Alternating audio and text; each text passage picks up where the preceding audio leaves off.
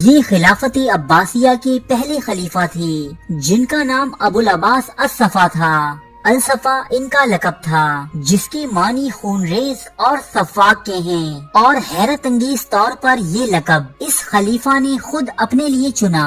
ان پر مزید بات کرنے سے قبل کچھ روشنی ڈالتے ہیں خلافت عباسیہ اور اس کے آغاز پر۔ 1400 سالہ اسلامی تاریخ میں دنیا کی مختلف گوشوں میں جو بڑی بڑی اسلامی حکومتیں قائم ہوئیں، دولت عباسیہ ان میں سے ایک عظیم الشان حکومت تھی جو 750 عیسوی میں بنو امیہ کے خاتمے کے بعد معرض وجود میں آئی۔ اب آتے ہیں اس سوال کی طرف کہ بنو عباس کون تھے اور خلافت ان کی اولادوں میں کیسے پہنچی۔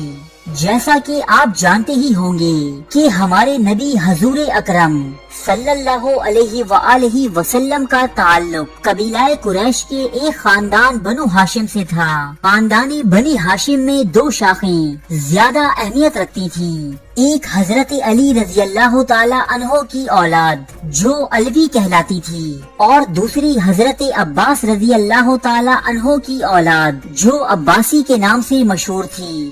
شروعات میں بنی عباس کو کوئی خاص اہمیت حاصل نہ تھی، اس لیے وہ لوگ جنوبی فلسطین میں جا کر حمیمہ نامی ایک گاؤں میں آباد ہو گئے اور سیاست سے مکمل کنارہ کشی اختیار کر لی، جبکہ حضرت علی رضی اللہ تعالی عنہ کی اولاد میں خلافت کی حقیقی دعوے دار حضرت علی کی فاطمی اولاد تھی، یعنی وہ اولاد جو حضرت فاطمہ رضی اللہ تعالی عنہا سے تھی۔ لیکن حضرت امام حسین رضی اللہ تعالی عنہ کی شہادت اور کربلا کی روح فرسا واقعات نے انہیں دل برداشتہ کر دیا۔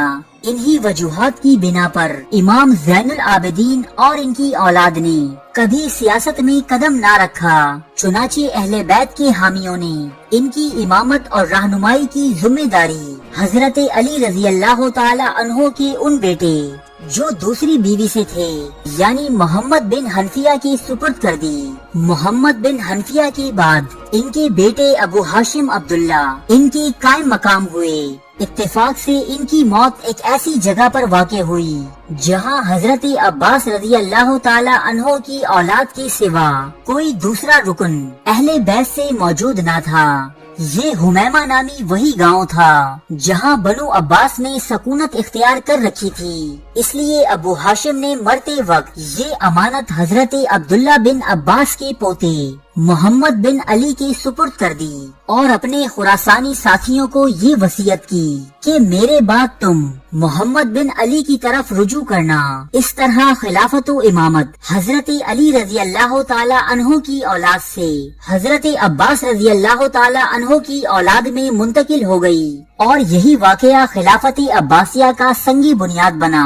126 ہجری میں محمد بن علی نے وفات پائی اور ان کے بیٹے ابراہیم ان کے جانشین ہوئے۔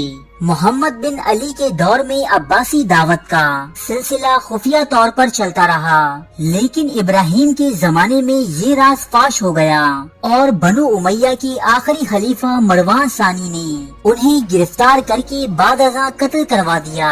اس گرفتاری کے بعد امام ابراہیم نے ابو العباس الصفا کو اپنا جانشین مقرر کیا۔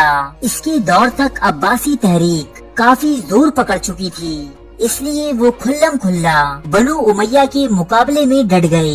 خوش قسمتی سے عباسیوں کو اپنے دور کا ایک عظیم ذہین اور جفاکش سپہ سالار میسر آیا جسے تاریخ ابو مسلم خراسانی کے نام سے یاد کرتی ہے اور اسے خلافت عباسیہ کے بانیوں میں شمار کیا جاتا ہے۔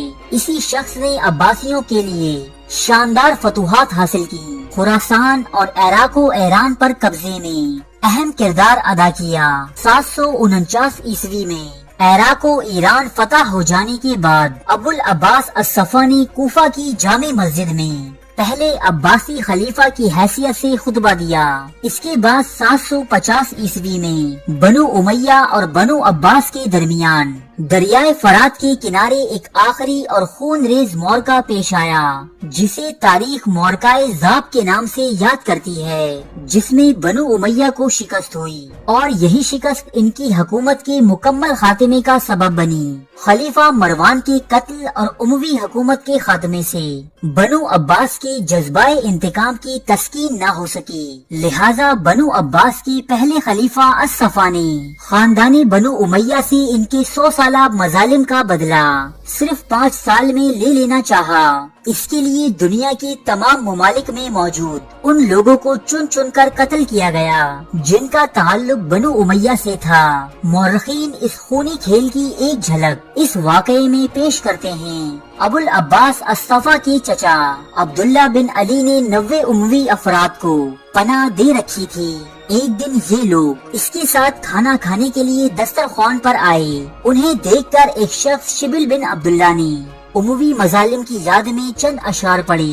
اس پر یکایک عبداللہ بن علی کی رگے انتقام پھڑک اٹھی اور اس نے اسی وقت ان تمام افراد کو ڈنڈوں سے پٹوا کر مروا ڈالا اور ان کی نیم کراہتی لاشوں پر دسترخوان بچھوا کر دعوت طعام کا لطف اٹھایا۔ یہ انتقامی کاروائی صرف زندہ لوگوں تک محدود نہ رہی، اموی خلفاء کی قبریں اکھاڑ کر ان کی ہڈیاں جلائی گئیں۔ حشام بن عبد الملک کی لاش صحیح و سالم نکل آئی۔ بنو عباس نے اسے کوڑوں سے پٹوایا اور بعد میں اسے سولی پر لٹکا کر جلا دیا گیا۔ بنو امیہ میں صرف عمر بن عبد العزیز رحمت اللہ علیہ کی قبر مبارک اس وحشیانہ کاروائی سے بچ سکی۔ خراسان میں ابو مسلم خراسانی نے یہ کام اور بھی زیادہ اہتمام کے ساتھ کیا۔ اس نے نہ صرف بنو امیہ کے خاندان کے لوگوں بلکہ ان کے ہمدردوں اور جنہوں نے کبھی نہ کبھی بنو امیہ کی کوئی خدمت یا حمایت کی تھی انہیں بھی اذیتناک موتیں دیں۔ بنو امیہ کے لیے کوئی مکان، کوئی گاؤں یا کوئی قصبہ جائے پناہ نہ رہا۔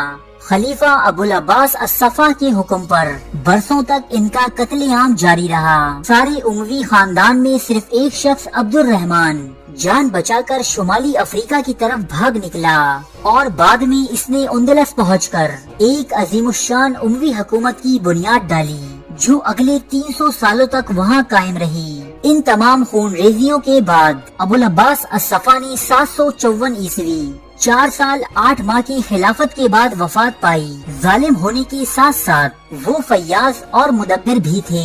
خلافت عباسیہ کو اتنا مستحکم اور مضبوط بنانے کا سہرا انہی کے سر جاتا ہے، جس کے سبب خلافت عباسیہ ایک طویل عرصے تک اپنا وجود قائم رکھنے میں کامیاب رہی۔